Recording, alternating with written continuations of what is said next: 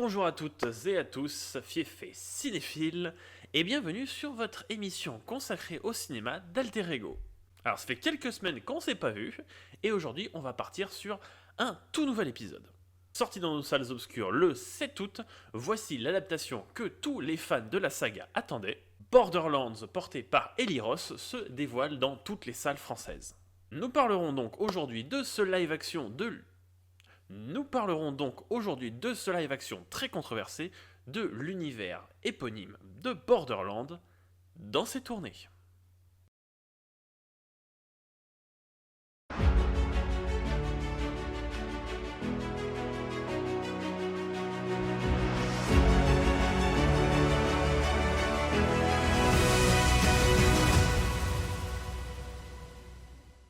Avec un casting 6 étoiles, Eli Roth, que l'on connaît notamment pour Thanksgiving, la semaine de l'horreur, sortie en 2023, nous apporte sa version de Borderlands. Le vœu des scénaristes était ici de nous proposer une version alternative de la trilogie de Borderlands, avec un tout nouveau scénario original reprenant malgré tout la fameuse chasse à l'arche. Nous présentant ainsi la société Atlas comme antagoniste, et face à elle, une équipe mixtée entre les personnages des deux premiers jeux. On retrouve ainsi Lilith, Tanis, Claptrap et Roland du premier jeu, et de l'autre côté, Tiny Tina et Krieg du second opus. Pour vous parler un petit peu du film, l'histoire se concentre autour du personnage de Lilith, ici incarnée par Cate Blanchett, une chasseuse de primes originaire de Pandore. Elle est un jour contactée par la société Atlas et missionnée pour retrouver une certaine personne. C'est donc malgré elle qu'elle remet le cap sur la planète qu'il a vue naître. Elle croisera donc la route de Claptrap, incarné aux US par Jack Black, et incarné en France par l'illustre Éric Métayer. Illustre comédien français, connu notamment pour incarner Wattu dans Star Wars, mais également Iago dans les films Aladdin, ou encore Bob Razowski dans Monstres et compagnie. Et encore, j'en ai oublié plein, tous aussi iconiques les uns que les autres. Ce duo rencontrera alors Tina, Krieg et Roland. S'ensuivra une aventure chaotique pour trouver la fameuse arche dont tout le monde parle. Le film s'ouvre donc avec une scène qui a beaucoup fait parler d'elle. Rappelant fortement les Gardiens de la Galaxie, le comparatif entre les deux films s'est rapidement répandu parmi la communauté. Au-delà de la scène d'intro, que j'ai plutôt bien appréciée, même si on y apprend que les origines de Tina ont été grandement modifiées. Malgré tout, on reste sur un film au scénario quasi absent. Même si le scénario du premier jeu Borderlands restait assez simple, c'est tous les petits à côté qui faisaient tout le charme de cet univers. Eli Roth s'étant donné la liberté d'utiliser n'importe quelle figure de la saga Borderlands dans son premier film. Et là pour le coup, on aurait aimé avoir un scénario moins lisse et qui ne tienne pas sur une page A4. Si possible. Un scénario lisse, plat et creux qui nous laisse entrevoir la fin avant même que l'action ne commence. Les références sont présentes, mais ça fait pas tout. Le film d'1h40, ce qui est très court pour un film d'action et de science-fiction, ne prend pas son temps et ne laisse pas respirer autant son spectateur que son scénario. Un fiasco d'écriture totale selon moi. En jeu vidéo ou en JDR, ça serait passé. Agrémenté de sous-quêtes ou de temps, là ça serait passé. En film, c'est plus compliqué. Et tant qu'on parle d'écriture, on va parler un petit peu des personnages, de leur humour et de leur dialogue. Si les dialogues d'action semblent être écrits par une IA shootée au bitcoin, l'humour est cependant pas mal, mais très inégal entre les personnages. Là où je trouve que Claptrap et Krieg sont très bien écrits sur leur humour, on retrouve notamment notre fameuse poubelle jaune qui nous colle au derche depuis le premier jeu, comme au premier jour où on l'a découvert. C'est comme une gastro-entérite sur plusieurs jeux. En vrai, j'aime beaucoup Claptrap. Pour ce qui est du cas de Tiny Tina, incarnée ici par Ariana Greenblatt, une jeune actrice ayant déjà joué dans des super productions telles que Avengers Infinity War, où elle incarnait Gamora jeune faisant face à Thanos, ou encore plus récemment dans la série Ahsoka, où elle incarnait cette dernière lors de la guerre des clones.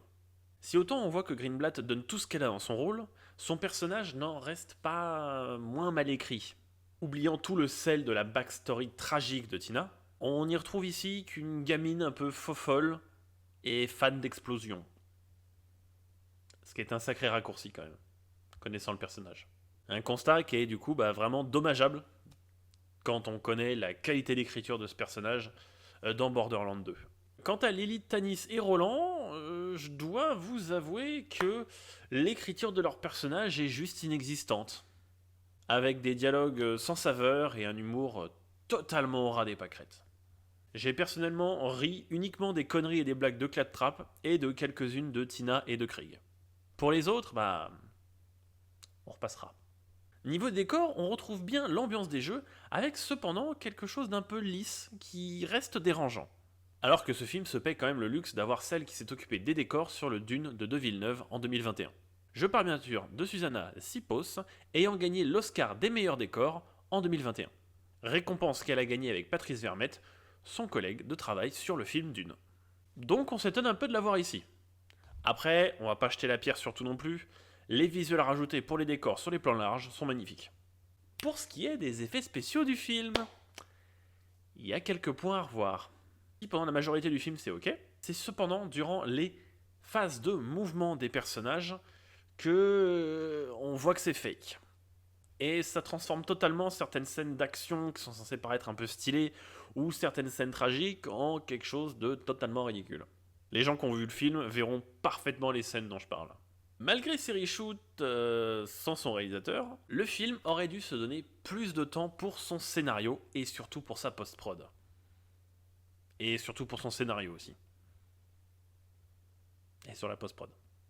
On est donc ici sur une adaptation qui cherchait à tirer son lot de ses compères. Malheureusement, c'est un échec. Après, qu'on soit d'accord, le film reste potable. On n'est pas au niveau de la merde cosmique que nous avait proposé Paramount+, avec la série Halo. Qui, pour notre plus grand plaisir, est actuellement morte et enterrée. Non, ici, on voulait pas faire du bête copier-coller comme The Last of Us. On voulait faire du neuf, mais bien. Un peu comme à l'image de la série Fallout. Mais malheureusement, c'est un échec, comme je disais. Et sachez qu'en général, quand la bande-annonce te dit par les producteurs d'eux, c'est rarement bon signe. C'est qu'ils avaient vraiment personne d'autre sous la main et qu'ils voulaient absolument mettre quelqu'un. Sauf que ce fameux producteur, à savoir Avi Arad, n'a produit quasiment que des films de super-héros. En résumé, Borderlands bide totalement. Un échec cuisant qui ne séduit pas son public, ravivant même chez certains la malédiction des adaptations de jeux vidéo en film ou en série. Oubliant, bien évidemment, quelques grandes réussites que j'ai citées plus haut, où on peut notamment encore parler de la saga Sonic ou de Super Mario Bros. Alors qu'on vienne pas me dire que les jeux vidéo sont encore maudits au cinéma et en série. Cette époque est très largement loin derrière nous. C'est donc un échec au box-office cuisant avec très peu d'entrées en France. Seulement 150 000 entrées depuis 2 semaines et à peine 11 millions au box-office américain. Un aveu de faiblesse que les studios Lionsgate appuient en proposant dès la fin août le film en VOD. Mais pas en Europe, vous faites pas avoir. N'en déplaise aux Américains, nous on a des lois qui encadrent la sortie en DVD et VOD. Voilà, on n'est pas comme Apple qui annule carrément la sortie de certains de ses films pour les proposer sur leur plateforme moisie. Je parle bien sûr de Wolf avec Brad Pitt et George Clooney, que je vous avoue que j'aurais bien aimé voir au cinéma.